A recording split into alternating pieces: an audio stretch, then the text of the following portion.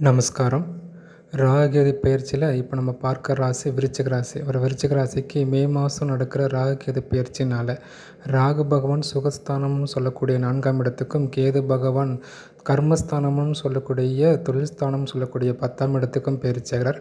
இதன் மூலம் என்னென்ன பலன்கள் விருச்சிக ராசிகள் அனுபவிக்க போகிறாங்கன்னு பார்க்கும்போது, ராகுகேது பெயர்ச்சினால் மிக முக்கியமாக பெயர்ச்சி அப்படின்னு பார்க்கும்போது இவங்களுக்கு சொத்து, இடம், பூமி, வாகனம், வண்டி யோகம் இது எல்லாம் கிடைக்கிற வாய்ப்பை ராகு பகவான் ஏற்படுத்துவார். காரணம், சுகஸ்தானத்தில் அந்த ராகு அந்த இடத்தை பெருக்குவார். அதுபோக குரு பார்வையும் கிடைக்கிறதுனாலையும், குரு உங்களுக்கு சூப்பராக இருந்து இயற்கை சூப்பராகவும் இருக்கிறதுனால கண்டிப்பாக இதனால் வரைக்கும் இடம், பூமி, வாகனம், வண்டி யோகம் எதுவுமே இல்லாதவங்களுக்கு அதை கிடைக்கிறதுக்கான வாய்ப்புகளை ஏற்படுத்துவார். உங்கள் திசாபுத்திக்கு ஏற்ற மாதிரி திசாபுத்தி சுகஸ்தான திசாபுத்தி இப்போ போயிட்டுருக்குன்னா இடம் வாங்குற அமைப்பு கொடுப்பார்.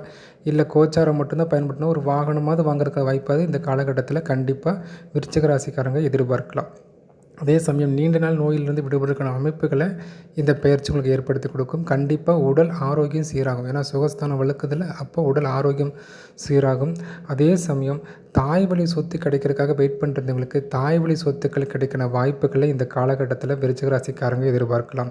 நீங்கள் எதை சுகம் நினைக்கிறீங்களோ அந்த சுகம் மேன்மை கிடைக்கிற வாய்ப்புகளை இந்த காலகட்டத்தில் உறுதியாக நடக்கும்.